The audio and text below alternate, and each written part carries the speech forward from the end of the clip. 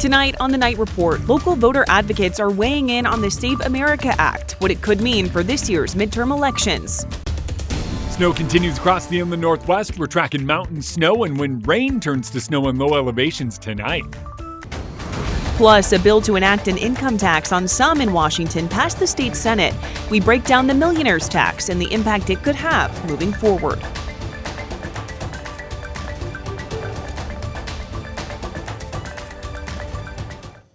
Good evening. Thank you for joining us for KREM 2 News. I'm Sydney Schofield. We do have breaking news tonight. A Moses Lake Sheriff's deputy shot and killed a man tonight. The Grant County Sheriff's Office, the Grant County Sheriff's Office, a deputy shot and killed a man tonight. We know the Sheriff's Office says that deputies and Moses Lake Police were at a property off of Road 5 in rural northeast Moses Lake for an ongoing investigation. Deputies report seeing a man walking around the area and later found that man armed with a rifle in a small barn. This is what they're telling us tonight. They say he came outside of the barn with the rifle raised toward officers. They say at that point, 5 sheriff's deputies fired their weapons at that man.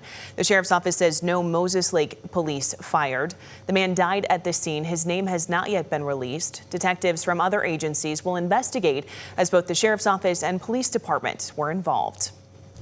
All right, let's take a break from the headlines, turn our attention to that forecast. Chief Meteorologist Jeremy Legoo in the Outdoor Weather Center. And Jeremy, I know when we were outside about an hour ago, it was trying really hard to snow.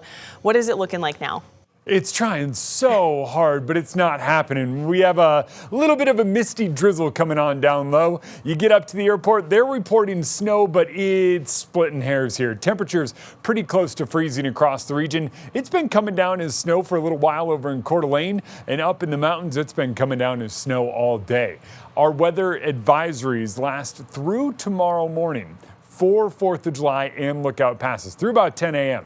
Most of us, though, on the warm side of things. All of our moisture coming in from the south. Here's our cold air. That plays a big role in what we wind up seeing. You can see some of those snow showers filling in, but on the backside of this, it doesn't look like it's going to be enough to really amount to anything. Overnight, everything moves over into Idaho, and by the time we wake up tomorrow, it's clear skies. We're going to see plenty of sunshine, but by tomorrow afternoon and evening, there's a decent chance we get a couple of bands of heavy snow. That moves out, and that pattern persists the next couple of days. Sunshine, then scattered showers, and some of those heavy at times. Tomorrow, we're going to climb to back near 40, then mid-30s Wednesday and Thursday, and those scattered showers, while they don't amount to much, they'll be possible every single day. Jeremy, thank you. Rules for voters nationwide could change. A bill that requires voters to provide proof of citizenship passed the House and is facing backlash from some here in Washington. KREM 2's Connor McAvoy breaks down what folks for and against the bill have to say about it.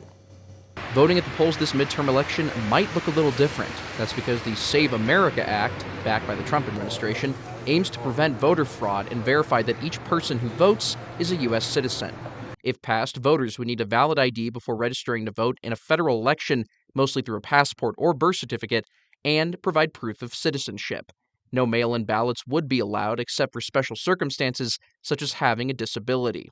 Speaker of the House Mike Johnson says the requirements are simple, and this will curb voter fraud nationwide.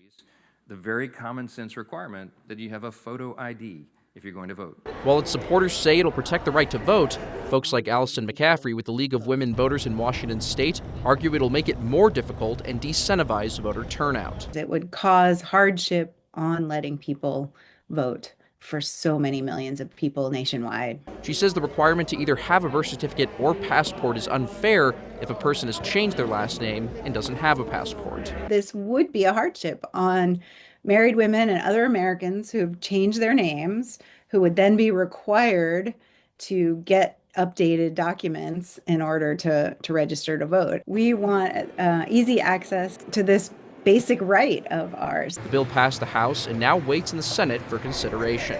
Connor McAvoy, KREM 2 News. For the first time in state history, Washington is on the brink of adopting an income tax for our wealthiest residents. This afternoon, the state Senate passed a bill creating a tax on households earning $1 million per year. If approved, it would mark a dramatic shift in how Washington funds its future. Drew Mickelson with our Seattle sister station was there for the historic debate. Legislators will pass hundreds of bills this session, but this one may have the biggest impact moving forward. The state of Washington has never had an income tax, and this one would target the state's top earners. Washington voters have repeatedly voted down income tax proposals, but Democrats, who hold a majority in Olympia, say this is what the state needs. The tax would impact households making more than $1 million a year. Those residents would be subject to a 9.9% levy on their incomes above $1 million. The money generated would reduce taxes for small businesses and eliminate the sales tax on grooming and hygiene products. The state's working families tax credit for low-income residents would see a boost in funding. To me, personally, it is common sense that if you make more money than 98% of Washingtonians, you pay an income tax to help build a better Washington for all Washingtonians. If this bill passes today, future legislatures can easily come back and change the threshold from $1 million down to $500,000 to $250,000. They can apply it to anyone that they want to all across our state. It could become a universal income tax with just a simple majority vote and without the people having the right to referendum. This is the wrong bill. The tax on millionaires would generate about $3 billion for the state when they start collecting, potentially as soon as 2029. The bill now heads to the House. In Olympia, Drew Mickelson, King 5 News. Spokane Representative Jenny Graham announced she will not seek re-election over the weekend. Graham currently represents Washington's 6th legislative district, which includes Airway Heights, Medical Lake, and much of Spokane County. She was elected to the state legislature back in 2018, and her term ends at the end of this year. And tonight we're learning that former Spokane City Council member Jonathan Bingle is throwing his hat into the ring for that open seat. Making sure that we have a safe and clean city and a safe and clean Washington, right? There's a lot of public safety issues that I still think are at the forefront of people's minds. I think this ordinance So he says he wants to focus on affordability for families. Bingle represented District 1 on Spokane City Council for 3 years. He did seek re-election in the most recent November election, but lost to Sarah Dixit. The city of Spokane is asking for your input on updates to 2026 plans for Safe Streets for All, that initiative, and for the traffic calming process. The city and Spokane City Council are asking for feedback from the community in an effort to improve street safety and community engagement in the project selection process. Head to our website, KREM.com, to learn more.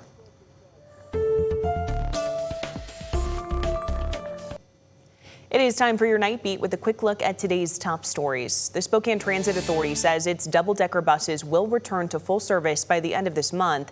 The fleet was pulled from operation after a crash last month when one of their 13.5-foot buses struck a railroad viaduct on Cedar Street in downtown Spokane, injuring several passengers. Starting tomorrow, STA will begin testing new safety protocols on routes 6 and 66 between Spokane and Cheney. The buses will not carry passengers during this testing. New measures include additional driver training, disabling navigation software, mandatory safety stops before railroad viaducts, and required check-ins with dispatch when entering downtown. STA says the investigation into the crash is still ongoing. Results will be shared publicly once it's complete. You can hear it there. Today was the first day of demolition of Adams Elementary on Regal Street. In November 2025, Spokane voters approved the district bond with 61.8% support, paving the way for a brand new Adams Elementary and other district projects. Spokane Public Schools says that there will be a groundbreaking for construction on the new school sometime in February or in March.